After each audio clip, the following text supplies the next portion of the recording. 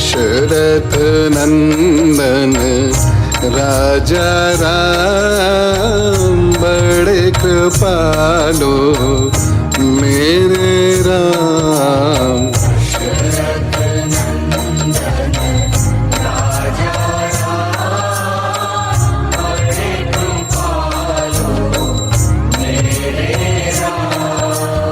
दशरथ नंदन राजा राम बड़े कृपालो मेरे राम।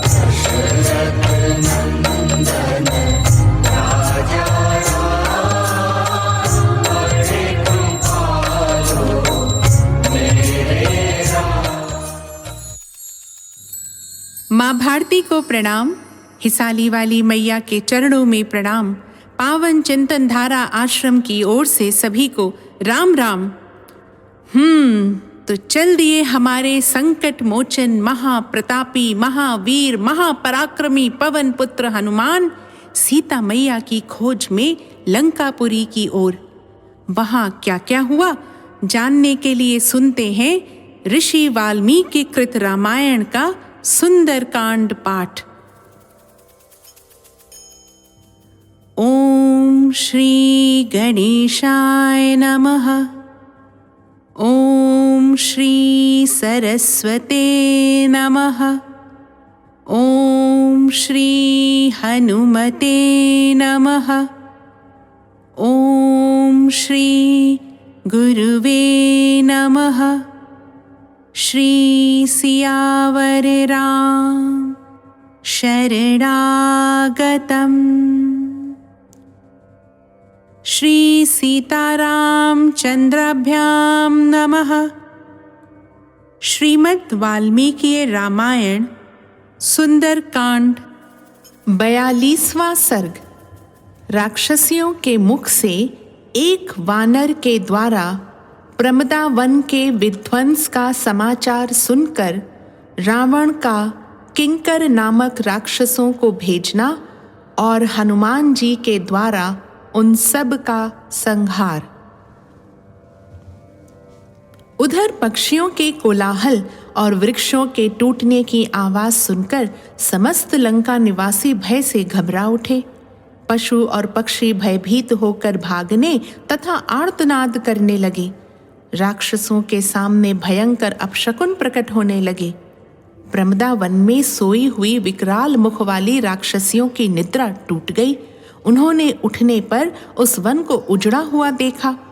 साथ ही उनकी दृष्टि उन वीर महाकपि हनुमान जी पर भी पड़ी।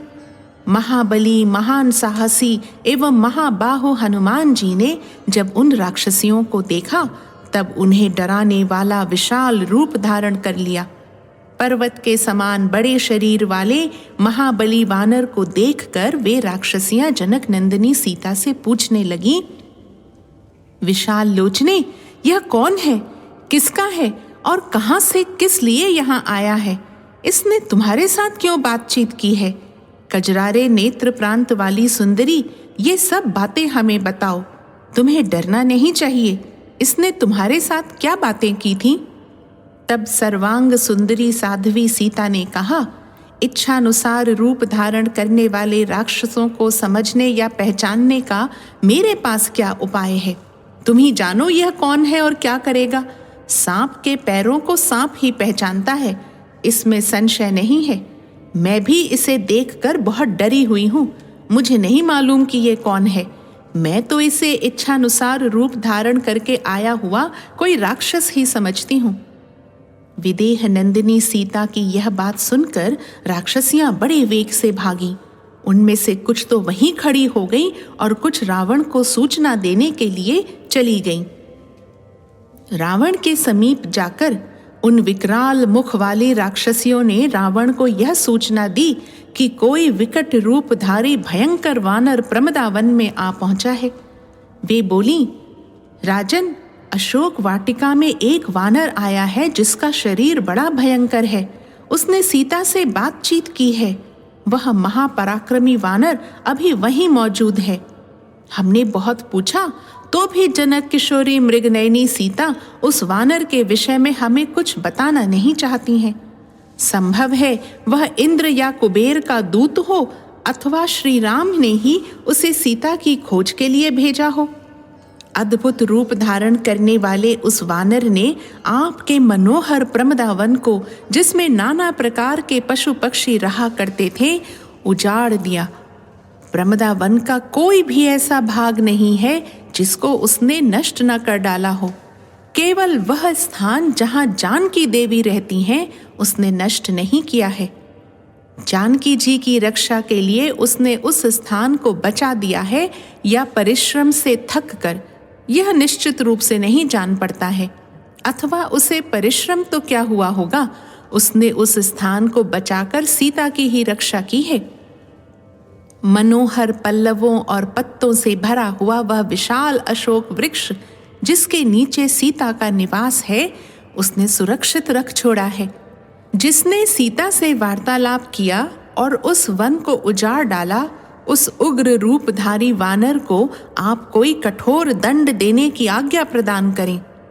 राक्षस राज, जिन्हें आपने अपने हृदय में स्थान दिया है, उन सीता देवी से कौन बातें कर सकता है? जिसने अपने प्राणों का मोह नहीं छोड़ा है, वह उनसे वार्तालाप कैसे कर सकता है? राक्षसियों की यह बात सुनकर राक्षसों का राजा रावण प्रज्वलित चिता की भांति क्रोध से जल उठा। उसके नेत्र रोष से घूमने लगे। क्रोध में भरे हुए रावण की आंखों से आंसू की बूंदें टपकने लगी, मानो जलते हुए दो दीपकों से आग की लपटों के साथ तेल की बूंदें झर रही हों। उन महातेजस्वी निशाचर ने हनुमान जी को कैद करने के लिए अपने ही समान वीर किंकर नामधारी राक्षसों को जाने की आज्ञा दी। राजा की आज्ञा पाकर 80,000 वेगवान किंकर हाथों में कूट और मुदगर लिए उस महल से बाहर निकले। उनकी दाढ़ें विशाल, पेट बड़ा और रूप भयानक था। वे सब के सब महान बलि युद्ध के अभिलाषी और हनुमान जी को पकड़ने के लिए उत्सुक थे। प्रमदावन के फाटक पर खड़े हुए उन वानर वीर के पास पहुंचकर वे महान वेगशाली निशाचर उन पर चारों ओर से इस प्रकार झपटे जैसे फतिंगे आग पर टूट पड़े हों। वे विचित्र गदाओं, सोने से मढ़े हुए परिघों और सूर्य के समान प्रज्वलित बाणों के साथ वानर श्रेष्ठ हनुमान पर चढ़ आए। हाथ में प्रास और तोमर लिए, मुदगर, पट्टिश और शूलों से सुसज्जित हो वे सहसा हनुमान को चारों ओर से घेर कर उनके सामने खड़े हो गए। तब पर्वत के समान विशाल शरीर वाले तेजस्वी श्रीमान हनुमान जी अपनी पूंछ को पृथ्वी पर पटक कर बड़े जोर से गर्जने लगे। पवन पुत्र हनुमान अत्यंत विशाल शरीर धारण करके अपनी पूंछ फटकारने और उसके शब्द से लंका को प्रतिध्वनित करने लगे। उनकी पूंछ फटकारने का गंभीर घोष बहुत दूर तक गूंज उठता था। उससे भयभीत हो पक्षी आकाश से गिर पड़ते थे। उस समय हनुमान जी ने उच्च स्वर से इस प्रकार घोषणा की, अत्यंत बलवान भगवान श्री राम तथा महाबली लक्ष्मण की जय हो। श्री रघुनाथ जी के द्वारा सुरक्षित राजा सुग्रीव की भी जय हो। मैं अनायास ही महान पराक्रम करने वाले कौशल नरेश श्री रामचंद्र जी का दास हूँ। मेरा नाम हनुमान है। मैं वायु का पुत्र तथा शत्रु सेना का संहार करने वाला हूँ। जब मैं हजारों वृक्ष और पत्थरों से प्रहार करने लगूंगा, उस समय सहस्त्रों रावण मिलकर भी युद्ध में मेरे बल की समानता अथवा मेरा सामना नहीं कर सकते। मैं लंकापुरी को तहस नहस कर डालूंगा और मिथिलेश कुमारी सीता को प्रणाम करने के अनंतर सब राक्षसों के देखते देखते अपना कार्य सिद्ध करके जाऊंगा। हनुमान जी की इस गर्जना से समस्त राक्षसों पर भय एवं आतंक छा गया। उन सब ने हनुमान जी को देखा। वे संध्या काल के ऊंचे मेघ के समान लाल एवं विशाल काय दिखाई देते थे। हनुमान जी ने अपने स्वामी का नाम लेकर स्वयं ही अपना परिचय दे दिया था, इसलिए राक्षसों को उन्हें पहचानने में कोई संदेह नहीं रहा। वे नाना प्रकार के भयंकर अस्त्र शस्त्रों का प्रहार करते हुए चारों ओर से उन पर टूट पड़े। उन शूरवीर राक्षसों द्वारा सब ओर से घिर जाने पर महाबली हनुमान ने फाटक पर रखा हुआ एक भयंकर लोहे का परिघ उठा लिया। जैसे विनता नंदन गरुड़ ने छटपटाते हुए सर्प को पंजों में दाब रखा हो, उसी प्रकार उस परिघ को हाथ में लेकर हनुमान जी ने उन निशाचरों का संहार आरंभ किया। वीर पवन कुमार उस परिघ को लेकर आकाश में विचरने लगे। जैसे सहस्त्र नेत्रधारी इंद्र अपने वज्र से दैत्यों का वध करते हैं, उसी प्रकार उन्होंने उस परिघ से सामने आए हुए समस्त राक्षसों को मार डाला। उन किंकर नामधारी राक्षसों का वध करके महावीर पवन पुत्र हनुमान जी युद्ध की इच्छा से पुनः उस फाटक पर खड़े हो गए। तदनंतर वहां उस भय से मुक्त हुए कुछ राक्षसों ने जाकर रावण को यह समाचार निवेदन किया कि समस्त किंकर नामक राक्षस मार डाले गए। राक्षसों की उस विशाल सेना को मारी गई सुनकर राक्षस राज रावण की आंखें चढ़ गईं और उसने प्रहस्त के पुत्र को, जिसके पराक्रम की कहीं तुलना नहीं थी तथा युद्ध में जिसे परास्त करना नितांत कठिन था, हनुमान जी का सामना करने के लिए भेजा। इस प्रकार श्री वाल्मीकि निर्मित आर्ष रामायण आदि काव्य के सुंदर कांड में 42वां सर्ग पूरा हुआ। निश्चय प्रेम प्रतीति ते विनय करे सन्मान, तेहि के कारज सकल शुभ सिद्ध करे हनुमान। 43वां सर्ग। हनुमान जी के द्वारा चैत्य प्रासाद का विध्वंस तथा उसके रक्षकों का वध। इधर किंकरों का वध करके हनुमान जी यह सोचने लगे कि मैंने वन को तो उजाड़ दिया, परंतु इस चैत्य प्रासाद को नष्ट नहीं किया है, अतः आज इस चैत्य प्रासाद का भी विध्वंस किए देता हूँ। मन ही मन ऐसा विचार कर पवन पुत्र वानर श्रेष्ठ हनुमान जी अपने बल का प्रदर्शन करते हुए मेरु पर्वत के शिखर की भांति ऊंचे उस चैत्य प्रासाद पर उछलकर चढ़ गए। उस पर्वताकार प्रासाद पर चढ़कर महातेजस्वी वानर यूथपति हनुमान तुरंत के उगे हुए दूसरे सूर्य की भांति शोभा पाने लगे। उस ऊंचे प्रासाद पर आक्रमण करके दुर्धर्ष वीर हनुमान जी अपनी सहज शोभा से उद्भासित होते हुए पारियात्र पर्वत के समान प्रतीत होने लगे। वे तेजस्वी पवन कुमार विशाल शरीर धारण करके लंका को प्रतिध्वनित करते हुए धृष्टता पूर्वक उस प्रासाद को तोड़ने फोड़ने लगे। जोर जोर से होने वाला वह तोड़ फोड़ का शब्द कानों से टकराकर उन्हें बहरा किए देता था। इससे मूर्छित होके वहां के पक्षी और प्रासाद रक्षक भी पृथ्वी पर गिर पड़े। उस समय हनुमान जी ने पुनः वह घोषणा की, अस्त्र वेत्ता भगवान श्री राम तथा महाबली लक्ष्मण की जय हो। श्री रघुनाथ जी के द्वारा सुरक्षित राजा सुग्रीव की भी जय हो। मैं अनायास ही महान पराक्रम करने वाले कौशल नरेश श्री रामचंद्र जी का दास हूँ। मेरा नाम हनुमान है। मैं वायु का पुत्र तथा शत्रु सेना का संहार करने वाला हूँ। जब मैं हजारों वृक्षों और पत्थरों से प्रहार करने लगूंगा, उस समय सहस्त्रों रावण मिलकर भी युद्ध में मेरे बल की समानता अथवा मेरा सामना नहीं कर सकते। मैं लंकापुरी को तहस नहस कर डालूंगा और मिथिलेश कुमारी सीता को प्रणाम करने के अनंतर सब राक्षसों के देखते देखते अपना कार्य सिद्ध करके जाऊंगा। ऐसा कहकर चैत्य प्रासाद पर खड़े हुए विशाल काय वानर यूथपति हनुमान राक्षसों के मन में भय उत्पन्न करते हुए भयानक आवाज में गर्जना करने लगे। उस भीषण गर्जना से प्रभावित हो सैकड़ों प्रासाद रक्षक नाना प्रकार के प्रास, खड्ग और फरसे लिए वहां आए। उन विशालकाय राक्षसों ने उन सब अस्त्रों का प्रहार करते हुए वहां पवन कुमार हनुमान जी को घेर लिया। विचित्र गदाओं, सोने के पत्र जड़े हुए परिघों और सूर्य तुल्य तेजस्वी बाणों से सुसज्जित हो वे सब के सब उन वानर श्रेष्ठ हनुमान पर चढ़ आए। वानर श्रेष्ठ हनुमान को चारों ओर से घेर कर खड़ा हुआ राक्षसों का वह महान समुदाय गंगा जी के जल में उठे हुए बड़े भारी भंवर के समान जान पड़ता था। तब राक्षसों को इस प्रकार आक्रमण करते देख पवन कुमार हनुमान ने कुपित हो बड़ा भयंकर रूप धारण किया। उन वानर वीर ने उस प्रासाद के एक सुवर्ण भूषित खंबे को, जिसमें 100 धारें थीं, बड़े वेग से उखाड़ लिया। उखाड़ कर उन महाबली वीर ने उसे घुमाना आरंभ किया। घुमाने पर उससे आग प्रकट हो गई, जिससे वह प्रासाद जलने लगा।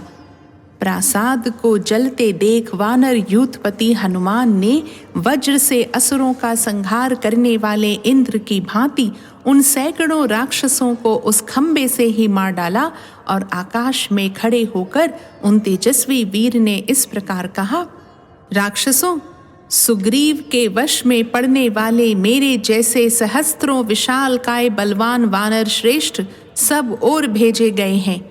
हम तथा दूसरे सभी वानर समूची पृथ्वी पर घूम रहे हैं। किन्हीं में 10 हाथियों का बल है तो किन्हीं में 100 हाथियों का। कितने ही वानर 1 सहस्त्र हाथियों के समान बल विक्रम से संपन्न है। किन्हीं का बल जल के महान प्रवाह की भांति असह्य है। कितने ही वायु के समान बलवान है और कितने ही वानर यूथपति अपने भीतर असीम बल धारण करते हैं। दांत और नख ही जिनके आयुध हैं, ऐसे अनंत बलशाली सैकड़ों, हजारों, लाखों और करोड़ों वानरों से घिरे हुए वानर राज सुग्रीव यहाँ पधारेंगे, जो तुम सब निशाचरों का संहार करने में समर्थ हैं।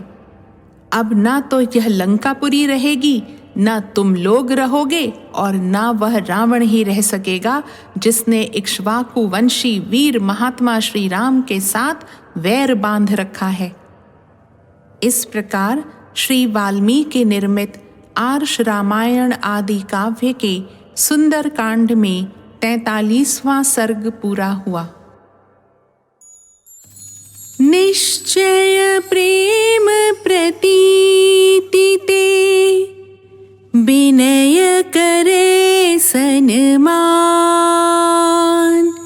तेहि के कारज सकल शुभ सिद्ध करे हनुमान।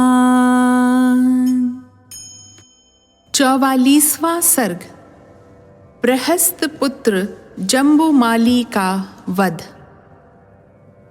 राक्षस राज रावण की आज्ञा पाकर प्रहस्त का बलवान पुत्र जम्बुमाली, जिसकी दाढ़ें बहुत बड़ी थीं, हाथ में धनुष लिए राजमहल से बाहर निकला। वह लाल रंग के फूलों की माला और लाल रंग के ही वस्त्र पहने हुए था। उसके गले में हार और कानों में सुंदर कुंडल शोभा दे रहे थे। उसकी आंखें घूम रही थीं। वह विशाल काय, क्रोधी और संग्राम में दुर्जय था। उसका धनुष इंद्रधनुष के समान विशाल था। उसके द्वारा छोड़े जाने वाले बाण भी बड़े सुंदर थे। जब वह वेग से उस धनुष को खींचता, तब उससे वज्र और अशनी के समान गड़गड़ाहट पैदा होती थी। उस धनुष की महती टंकार ध्वनि से संपूर्ण दिशाएं, विदिशाएं और आकाश सभी सहसा गूंज उठे। वह गधे जुते हुए रथ पर बैठकर आया था। उसे देखकर वेगशाली हनुमान जी बड़े प्रसन्न हुए और जोर जोर से गर्जना करने लगे। महातेजस्वी जम्बुमाली ने महाकपि हनुमान जी को फाटक के छज्जे पर खड़ा देख उन्हें तीखे बाणों से बींधना आरंभ कर दिया। उसने अर्धचंद्र नामक बाण से उनके मुख पर, कर्णी नामक एक बाण से मस्तक पर और 10 नाराचों से उन कपीश्वर की दोनों भुजाओं पर गहरी चोट की। उसके बाण से घायल हुआ हनुमान जी का लाल मुंह शरद ऋतु में सूर्य की किरणों से विद्ध हुए खिले हुए लाल कमल के समान शोभा पा रहा था। रक्त से रंजित हुआ उनका वह रक्त वर्ण का मुख ऐसी शोभा पा रहा था मानो आकाश में लाल रंग के विशाल कमल को सुवर्णमय जल की बूंदों से सींच दिया गया हो, उस पर सोने का पानी चढ़ा दिया गया हो। राक्षस जम्बुमाली के बाणों की चोट खाकर महाकपि हनुमान जी कुपित हो उठे। उन्होंने अपने पास ही पत्थर की एक बहुत बड़ी चट्टान पड़ी देखी और उसे वेग से उठाकर उस बलवान वीर ने बड़े जोर से उस राक्षस की ओर फेंका। किंतु क्रोध में भरे उस राक्षस ने 10 बाण मारकर उस प्रस्तर शिला को तोड़ फोड़ डाला। अपने उस कर्म को व्यर्थ हुआ देख प्रचंड पराक्रमी और बलशाली हनुमान ने एक विशाल साल का वृक्ष उखाड़कर उसे घुमाना आरंभ किया। उन महान बलशाली वानर वीर को साल का वृक्ष घुमाते देख महाबली जम्बुमाली ने उनके ऊपर बहुत से बाणों की वर्षा की। उसने 4 बाणों से साल वृक्ष को काट गिराया, 5 से हनुमान जी की भुजाओं में, 1 बाण से उनकी छाती में और 10 बाणों में उनके दोनों स्तनों के मध्य भाग में चोट पहुंचाई। बाणों से हनुमान जी का सारा शरीर भर गया। फिर तो उन्हें बड़ा क्रोध हुआ और उन्होंने उसी परिघ को उठाकर उसे बड़े वेग से घुमाना आरंभ किया। अत्यंत वेगवान और उत्कट बलशाली हनुमान ने बड़े वेग से घुमाकर उस परिघ को जम्बुमाली की विशाल छाती पर दे मारा। फिर तो न उसके मस्तक का पता लगा और न दोनों भुजाओं तथा घुटनों का ही, न धनुष बचा, न रथ, न वहां घोड़े दिखाई दिए और न बाण ही। उस परिघ से वेग पूर्वक मारा गया महारथी जम्बुमाली चूर चूर हुए वृक्ष की भांति पृथ्वी पर गिर पड़ा। जम्बुमाली तथा महाबली किंकरों के मारे जाने का समाचार सुनकर रावण को बड़ा क्रोध हुआ। उसकी आंखें रोष से रक्त वर्ण की हो गईं। महाबली प्रहस्त पुत्र जम्बुमाली के मारे जाने पर निशाचर राज रावण के नेत्र रोष से लाल होकर घूमने लगे। उसने तुरंत ही अपने मंत्री के पुत्रों को, जो बड़े बलवान और पराक्रमी थे, युद्ध के लिए जाने की आज्ञा दी। इस प्रकार श्री वाल्मीकि निर्मित आर्ष रामायण आदि काव्य के सुंदर कांड में 44वां सर्ग पूरा हुआ। निश्चय प्रेम प्रतीति ते विनय करे सन्मान, तेहि के कारज सकल शुभ सिद्ध करे हनुमान। 45वां सर्ग मंत्री के 7 पुत्रों का वध। राक्षसों के राजा रावण की आज्ञा पाकर मंत्री के 7 बेटे, जो अग्नि के समान तेजस्वी थे, उस राजमहल से बाहर निकले। उनके साथ बहुत बड़ी सेना थी। वे अत्यंत बलवान, धनुर्धर, अस्त्र वेत्ताओं में श्रेष्ठ तथा परस्पर होड़ लगाकर शत्रु पर विजय पाने की इच्छा रखने वाले थे। उनके घोड़े जुते हुए विशाल रथ सोने की जाली से ढके हुए थे। उन पर ध्वजा पताकाएं फहरा रही थीं और उनके पहियों के चलने से मेघों की गंभीर गर्जना के समान ध्वनि होती थी। ऐसे रथों पर सवार हो वे अमित पराक्रमी मंत्री कुमार तपाए हुए सोने से चित्रित अपने धनुषों की टंकार करते हुए बड़े हर्ष और उत्साह के साथ आगे बढ़े। उस समय वे सब के सब विद्युत सहित मेघ के समान शोभा पाते थे। तब पहले जो किंकर नामक राक्षस मारे गए थे, उनकी मृत्यु का समाचार पाकर इन सब की माताएं अमंगल की आशंका से भाई बंधु और सुहृदों सहित शोक से घबरा उठीं। तपाए हुए सोने के आभूषणों से विभूषित वे 7 वीर परस्पर होड़ सी लगाकर फाटक पर खड़े हुए हनुमान जी पर टूट पड़े। जैसे वर्षा काल में मेघ वर्षा करते हुए विचरते हैं, उसी प्रकार वे राक्षस रूपी बादल बाणों की वर्षा करते हुए वहां विचरण करने लगे। रथों की घरघराहट ही उनकी गर्जना थी। तदनंतर राक्षसों द्वारा की गई उस बाण वर्षा से हनुमान जी उसी तरह आच्छादित हो गए जैसे कोई गिरिराज जल की वर्षा से ढक गया हो। उस समय निर्मल आकाश में शीघ्रता पूर्वक विचरते हुए कपिवर हनुमान उन राक्षस वीरों के बाणों तथा रथ के वेगों को व्यर्थ करते हुए अपने आप को बचाने लगे। जैसे व्योम मंडल में शक्तिशाली वायुदेव इंद्रधनुष युक्त मेघों के साथ क्रीड़ा करते हैं, उसी प्रकार वीर पवन कुमार उन धनुर्धर वीरों के साथ खेल सा करते हुए आकाश में अद्भुत शोभा पा रहे थे। पराक्रमी हनुमान ने राक्षसों की उस विशाल वाहिनी को भयभीत करते हुए घोर गर्जना की और उन राक्षसों पर बड़े वेग से आक्रमण किया। शत्रुओं को संताप देने वाले उस वानर वीर ने किन्हीं को थप्पड़ से ही मार गिराया, किन्हीं को पैरों से कुचल डाला, किन्हीं का घूंसों से काम तमाम किया और किन्हीं को नखों से फाड़ डाला। कुछ लोगों को छाती से दबाकर उनका कचूमर निकाल दिया और किन्हीं किन्हीं को दोनों जांघों से दबोच कर मसल डाला। कितने ही निशाचर उनकी गर्जना से ही प्राणहीन होकर वहीं पृथ्वी पर गिर पड़े। इस प्रकार जब मंत्री के सारे पुत्र मारे जाकर धराशायी हो गए, तब उनकी बची खुची सारी सेना भयभीत होकर 10 दिशाओं में भाग गई। उस समय हाथी वेदना के मारे बुरी तरह चिंघाड़ रहे थे।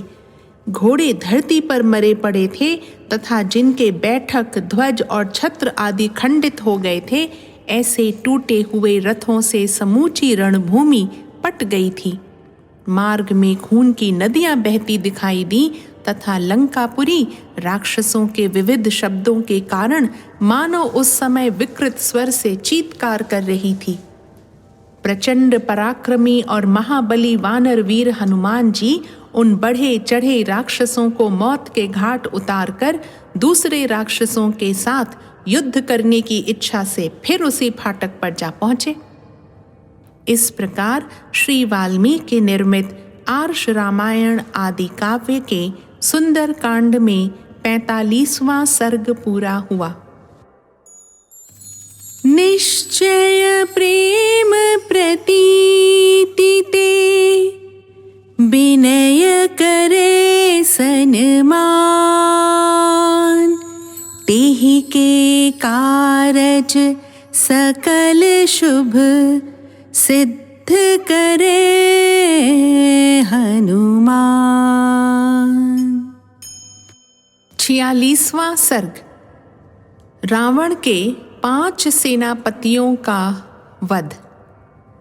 महात्मा हनुमान जी के द्वारा मंत्री के पुत्र भी मारे गए, यह जानकर रावण ने भयभीत होने पर भी अपने आकार को प्रयत्न पूर्वक छिपाया और उत्तम बुद्धि का आश्रय ले आगे के कर्तव्य का निश्चय किया। दशग्रीव ने विरूपाक्ष, यूपाक्ष, दुर्धर, प्रघस और भास्कर्ण इन 5 सेनापतियों को, जो बड़े वीर, नीति निपुण, धैर्यवान तथा युद्ध में वायु के समान वेगशाली थे, हनुमान जी को पकड़ने के लिए आज्ञा दी। उसने कहा, सेना के अग्रगामी वीरों, तुम लोग घोड़े, रथ और हाथियों सहित बड़ी भारी सेना साथ लेकर जाओ और उस वानर को बलपूर्वक पकड़कर उसे अच्छी तरह शिक्षा दो।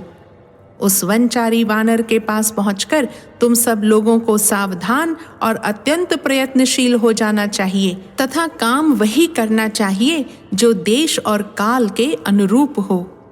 जब मैं उसके अलौकिक कर्म को देखते हुए उसके स्वरूप पर विचार करता हूँ, तब वह मुझे वानर नहीं जान पड़ता है। वह सर्वथा कोई महान प्राणी है जो महान बल से संपन्न है। यह वानर है ऐसा समझकर मेरा मन उसकी ओर से शुद्ध विश्वस्त नहीं हो रहा है। वानर के रूप में यह कोई बड़ा शक्तिशाली जीव प्रकट हुआ है ऐसा जानना चाहिए। अतः तुम लोग महान प्रयत्न करके उसे कैद करो। भले ही इंद्र सहित देवता, असुर, मनुष्य एवं तीनों लोक उतर आए, वे रणभूमि में तुम्हारे सामने ठहर नहीं सकते। तथापि सम्रांगण में विजय की इच्छा रखने वाले नीतिज्ञ पुरुष को यत्नपूर्वक अपनी रक्षा करनी चाहिए, क्योंकि युद्ध में सफलता अनिश्चित होती है। स्वामी की आज्ञा स्वीकार करके वे सब के सब अग्नि के समान तेजस्वी, महान वेगशाली और अत्यंत बलवान राक्षस, तेज चलने वाले घोड़ों, मतवाले हाथियों तथा विशाल रथों पर बैठकर युद्ध के लिए चल दिए। वे सब प्रकार के तीखे शस्त्रों और सेनाओं से संपन्न थे। आगे जाने पर उन वीरों ने देखा महाकपि हनुमान जी फाटक पर खड़े हैं और अपनी तेजोमयी किरणों से मंडित हो उदय काल के सूर्य की भांति दैदीप्यमान हो रहे हैं। उनकी शक्ति, बल, वेग, बुद्धि, उत्साह, शरीर और भुजाएं सभी महान थीं।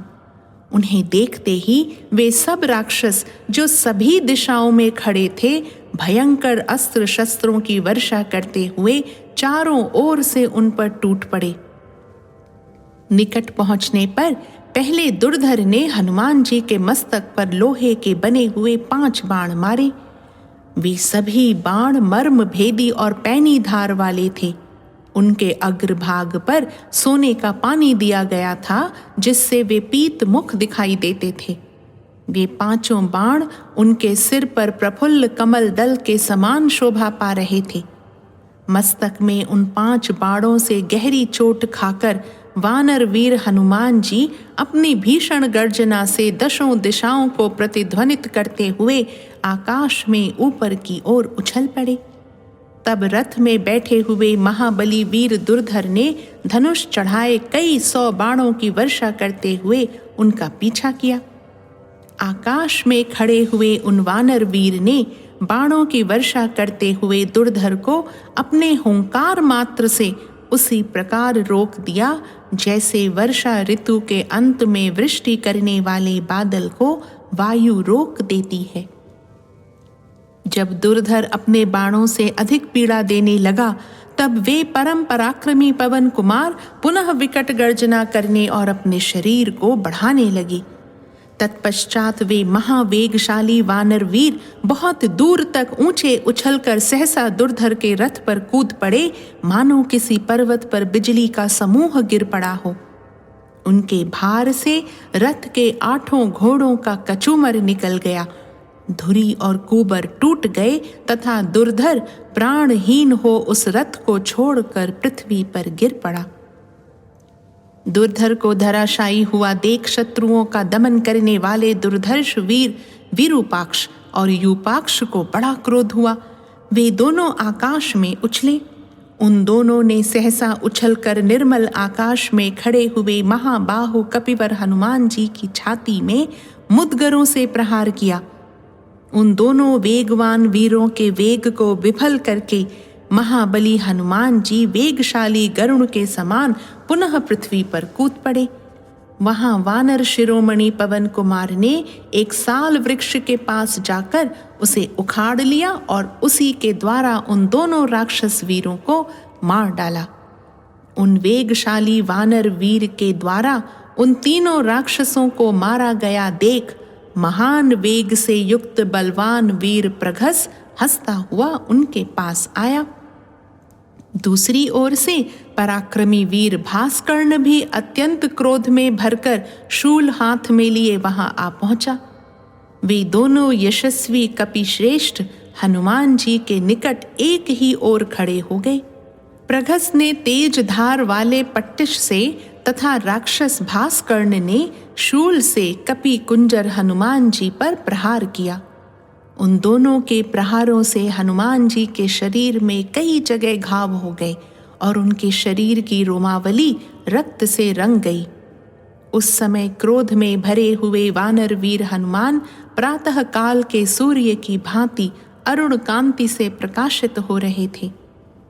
तब मृग, सर्प और वृक्षों सहित एक पर्वत शिखर को उखाड़कर कपिश्रेष्ठ वीर हनुमान ने उन दोनों राक्षसों पर दे मारा।